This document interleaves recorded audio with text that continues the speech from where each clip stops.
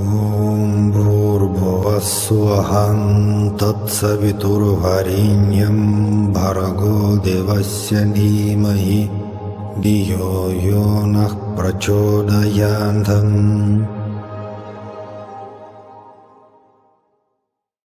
Salam all of you. So we continue our discussion on message of our beloved Swami Sri Sathya Sai Baba, and it's on Bhagavad Gita. And it's not my first video actually about this wonderful book. That's Divine Discourses of Bhagavan Sri Sathya Sai Baba, and the title is Bhagavad Gita.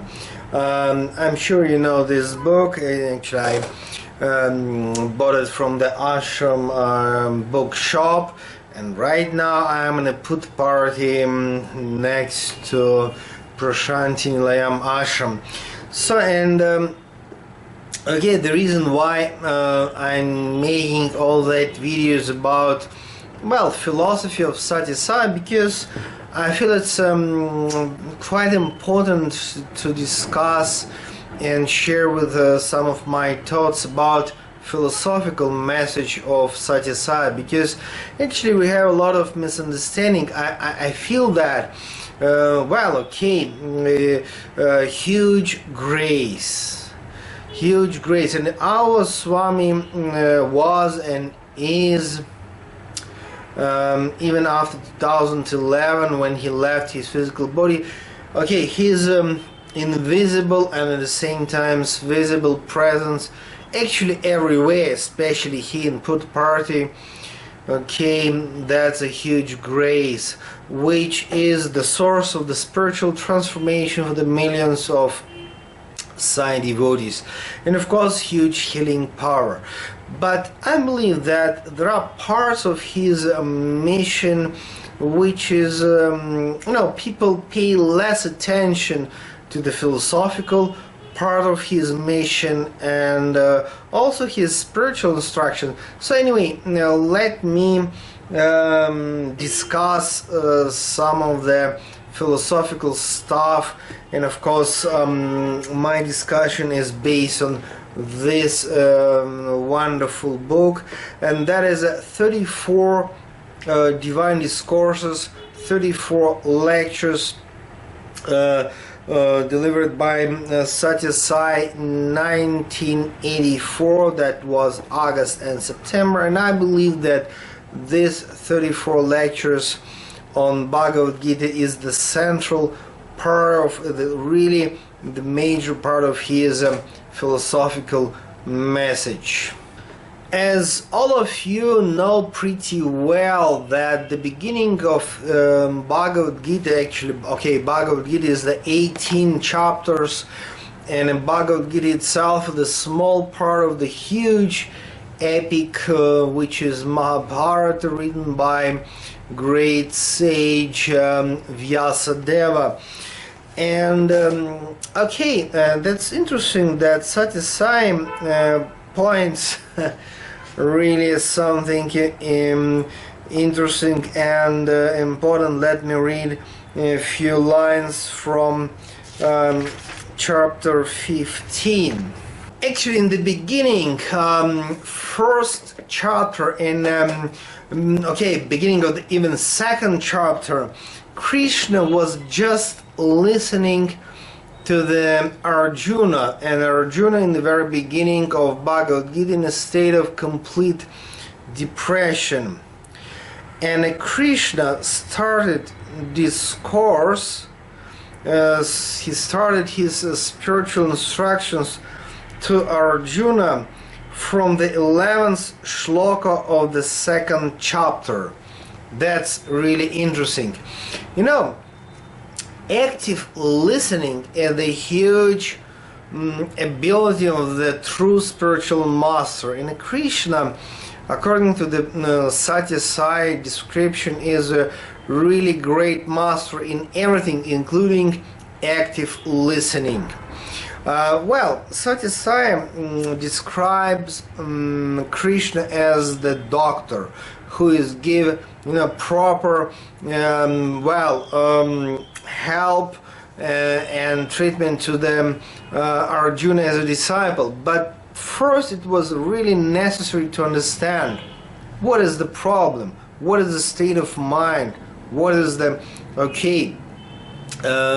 all that depressive state of mind and situation in a life of Arjuna.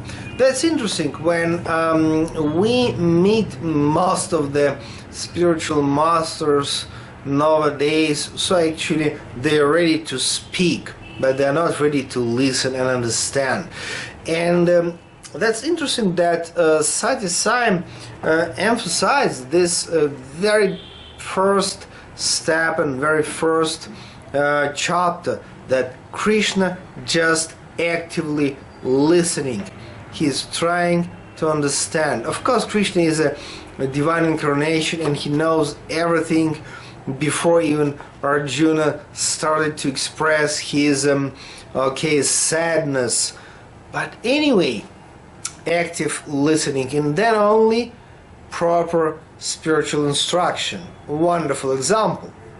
According to the Sathya Sai commentaries, what was the main problem of Arjuna? And remember, everything in the Bhagavad Gita is symbolic. It means, Krishna, in a sense, is a historical great divine incarnation, like Sathya Sai in our time. But at the same time, Krishna is the absolute divine consciousness, which is the source and essence of each and every human being. And Arjuna is a symbolically personal human reality of each of us. And the main problem, the source of the depression and the suffering for Arjuna, according to the Bhagavad Gita, is the state of separate existence, ignorance. And what does mean ignorance? Ignorance is not absence of social and material knowledge. It's an absence of proper understanding of this greatest Vedic question, who am I? So ignorance is the absence of understanding, and it's actually the wrong feeling of separate existence. And Sathya Sai gives us wonderful teaching, which is goes like that. Narayana is the one who smiles always. In contrast, Nara, which means human consciousness, personal human reality, weeps with a sorrow.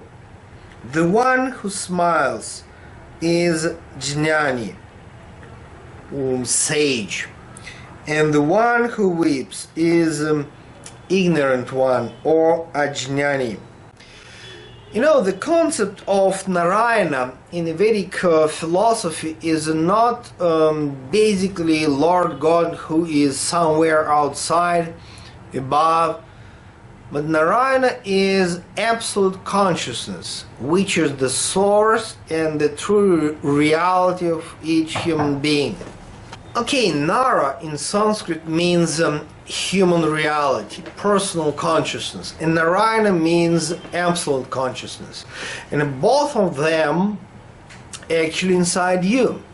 And with the help of meditation and the proper understanding, you can shift your self-identification from personality, from this wrong perception of yourself as a separate human being, separate existence, into oneness.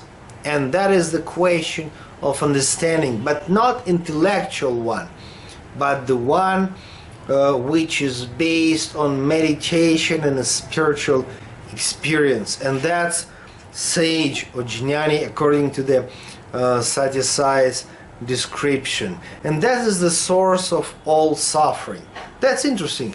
Your suffering is not because you, okay, suppose poor, or you experience problems with your okay, physical body, health, maybe relationship. Your basic, okay, the source of your suffering is the feeling of separate existence, and that's the source of the problem. And Sathya Sai points that in the Bhagavad Gita, Krishna immediately explained to Arjuna the reason for his depression.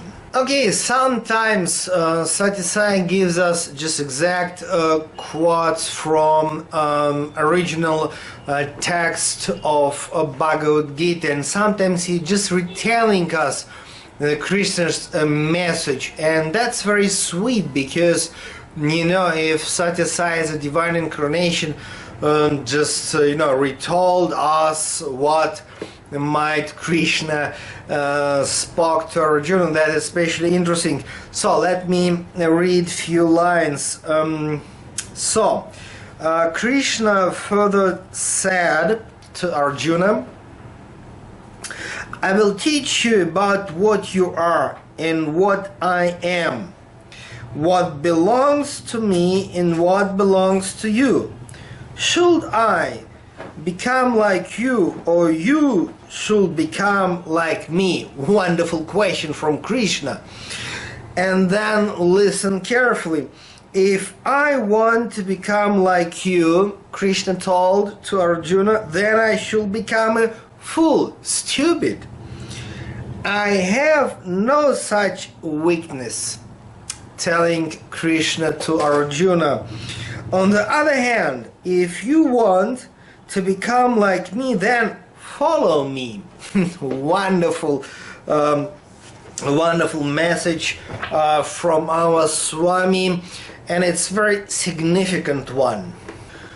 Okay, what does it mean Krishna? Let us repeat it again and again. In some sense, it's just a divine master, like Sathya Sai, but at the same time, Krishna, your own absolute reality. So it's like Krishna is inside and outside.